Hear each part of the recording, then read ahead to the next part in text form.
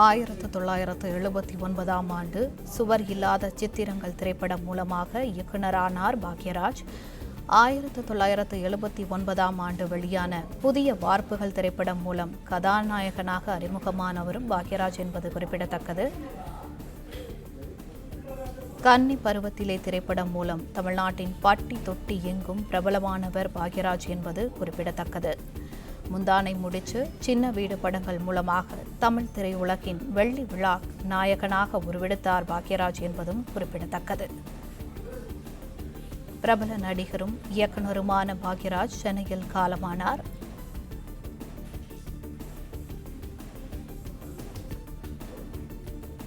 ஈரோடு மாவட்டம் வெள்ளங்கோவிலை பூர்வீகமாக கொண்டவர் பிரபல நடிகரும் இயக்குநருமான பாக்யராஜ் சென்னையில் மாரடைப்பு ஏற்பட்டு இன்று காலை காலமானதாக தகவலானது கிடைத்துள்ளது.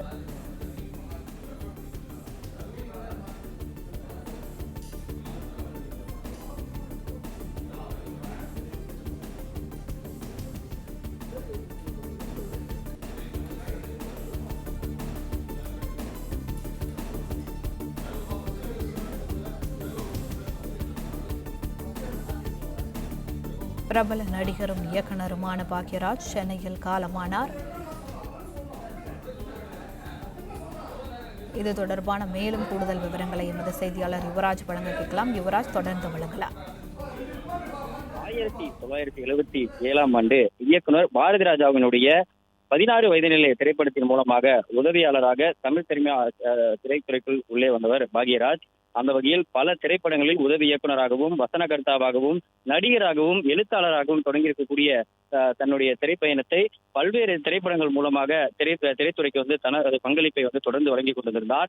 அந்த வகையில் இன்று அவர் தன்னுடைய இல்லத்தில் மாரடைப்பு ஏற்பட்டிருக்கின்றது. அதன் வகையில் சென்னை கிரீம்ஸ் ரோடு இருக்கக்கூடிய அப்பல்லோ மருத்துவமனையில் சிகிச்சை பெற்று வந்திருக்கக்கூடிய அவர் மாரடைப்பு காரணமாக உயிரிழந்துள்ளதாக அவருடைய குடும்பத்தினர் தகவல் தெரிவித்திருக்கின்றனர்.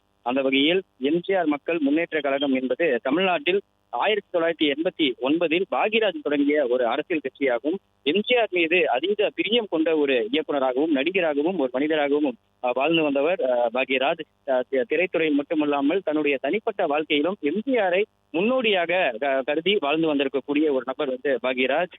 அனைத்து இந்திய அண்ணா திராவிட முன்னேற்ற கழகத்தில் அதன் பிறகு தேர்ந்தெடுக்கக்கூடிய அவர் ஏப்ரல் 5, 2006 அன்று கட்சித் தலைவர் கருணாநிதி முன்னிலையில் திமுகவில் இருக்கின்றார். எம்ஜிஆருடைய மறைவிற்கு பிறகு தன்னுடைய அரசியல் பயணத்தை 2006ஆம் ஆண்டிலிருந்து திமுகவில் அவர் தொடர்ந்து இருக்கின்றார். அந்த வகையில் பல திரைப்படங்களுக்கு இயக்குநராக இருந்திருக்கக்கூடிய அவர் அண்மையில் வரக்கூடிய திரைப்படங்கள் அனைத்திலுமே ஒரு சிறப்பு தோற்றத்திலும் ஒரு சிறப்பு நடிகராகவும் தன்னுடைய திரைத்துறையில் தன்னுடைய பங்கை வழங்கி வந்திருக்கின்றார். அந்த வகையில் கிழக்கே போகும் ரயில், சிகப்பு ரோஜாக்கள் ஆகிய திரைப்படத்தின் மூலமாக தன்னுடைய திரையுலக வாழ்க்கையை தொடங்கியிருக்கக்கூடிய அவர் ஒரு சொந்த தயாரிப்பாளராக ஒரு கை ஓசை என்கின்ற அந்த திரைப்படத்தை தயாரிப்பாளராக தன்னுடைய திரைத்துறை பங்களிப்பை தொடங்கியிருக்கின்றார். சொந்த தயாரிப்பில் ஒரு கை ஓசை என்கின்ற திரைப்படம் மூலமாக தயாரிப்பாளராகவும் அடியெடுத்து வைத்திருக்கக்கூடிய அவர் அஸ்வினி இணைந்து நடித்த அந்த திரைப்படத்தில் வாய்ப்பேச இயலாத ஊமை கதாநாயகனாக மேற்கொண்ட பாத்திரம் ரசிகர்களினுடைய மனதை கவர்ந்த ஒரு பாத்திரமாகவே இருந்து வந்திருக்கிறது. ஒரு கை ஓசை திரைப்படத்தில் வாய்ப்பேச இயலாத ஊமை கதாநாயகனாக தன்னுடைய நடிப்பை மென்மேலும் மெருகேற்றிய ஒரு நடிகராகவே பாக்யராஜ் இருந்து வந்திருக்கின்றார். அடுத்து வெளியாகி இருக்கக்கூடிய மௌன கீதங்கள், இன்று போய் நாளை வா ஆகிய திரைப்படங்கள் பாக்யராஜினுடைய முத்திரையை முழுமையாக கொண்ட வெற்றி படங்களாகவே இருந்து வந்திருக்கின்றது. தமிழ் திரையில் தவிர்க்க முடியாத ஒரு இயக்குநராகவும் நடிகராகவும் பாக்யராஜ் இந்த திரைப்படங்கள் மூலமாக உருவெடுக்கின்றார். அடுத்து மர்மங்கள் மற்றும் அதிரடி கொண்ட அதே சமயம் தனது முத்திரையுடன் கூடிய ஒரு படமாக விடியும் வரை காத்திரு என்னும் திரைப்படத்தை பாக்யராஜ் இயக்கி நடித்திருந்தார். பாக்யராஜ் தனது முழுமையாக பதிந்த வெற்றியை ஈட்ட திரைப்படங்களாக அந்த 7 நாட்கள், தூரல் நின்று போச்சு, டார்லிங் டார்லிங் போன்ற வெற்றி படத்தை இயக்கி அதில் நடித்து பூர்ணிமாவை மனைவியாகவும் ஏற்றுக்கொண்டிருக்கின்றார். திரைத்துறையில் ஏற்பட்டிருக்கக்கூடிய காதலின் காரணமாக பூர்ணிமா பூர்ணிமாவை தன்னுடைய மனைவியாக ஏற்றுக்கொண்டிருக்கின்றார். அவர்களுக்கு சாந்தனு என்கின்ற அந்த ஒரு மகனும் இருக்கின்றார். அவரும் தமிழ் திரையுலகில் முக்கிய நடிகராகவே இருந்து வருகின்றார். 1982ஆம் ஆண்டு வெளியாக இருக்கக்கூடிய முந்தானை முடிச்சு திரைப்படம் வந்து நடிகை ஊர்வசிக்கு அறிமுகமாக இருக்கக்கூடிய ஒரு திரைப்படம். தமிழ் திரையுலகில் முந்தானை முடிச்சு திரைப்படம் வந்து தமிழ் திரையுலகில் வந்து தவிர்க்க முடியாத ஒரு திரைப்படமாகவே இருந்து வருகின்றது. தமிழ்நாட்டின் பல பகுதிகளில் வெள்ளி விழா கொண்டாடிய ஒரு திரைப்படம் முந்தானை முடிச்சு திரைப்படம். இதில் பாக்யராஜ் கையாண்ட சில விஷயங்கள் வந்து இன்றளவும் பேசக்கூடிய விஷயங்கள்.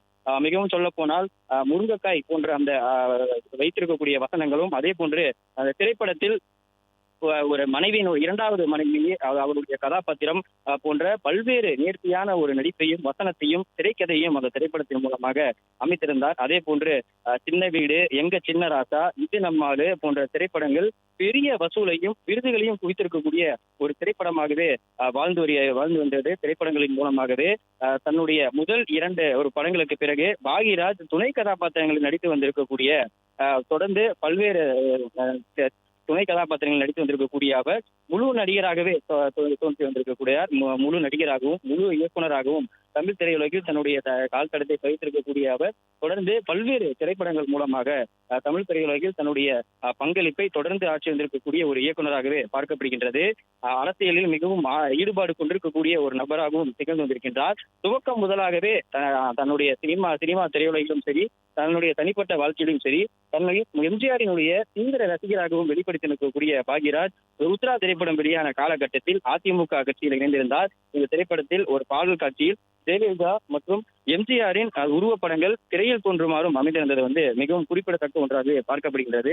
பிறகு இந்த கட்சிகளிலிருந்து வெளியேறி சொந்த கட்சியாக 1989ஆம் ஆண்டு எம்ஜிஆர் மக்கள் முன்னேற்ற கழகம் என்கின்ற கட்சியை வந்து துவங்கியிருந்தார். பின்னர் நாளடைவில் அந்த கட்சி வந்து பெரியவித மக்களிடையே எதிர்பார்ப்புகளும் பெரியவித வரவேற்பும் இல்லாத ஒரு காரணத்தினால் கட்சியை கலைத்த பின்னர் திமுகவில் இணைந்து தன்னுடைய அந்த அரசியல் பயணத்தை தொடங்கியிருந்தார். இலக்கிய ஈடுபாடு கொண்ட ஒரு நபராகவும் பார்க்கப்படுகின்றார். இலக்கியத்தில் ஈடுபாடு கொண்டவர்.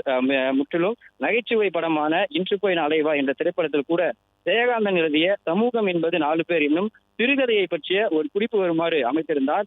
இவர் 1988ஆம் ஆண்டு முதல் பாக்யா எனும் வார இதழ் ஒன்றையும் நடத்தி வந்திருக்கின்றார்.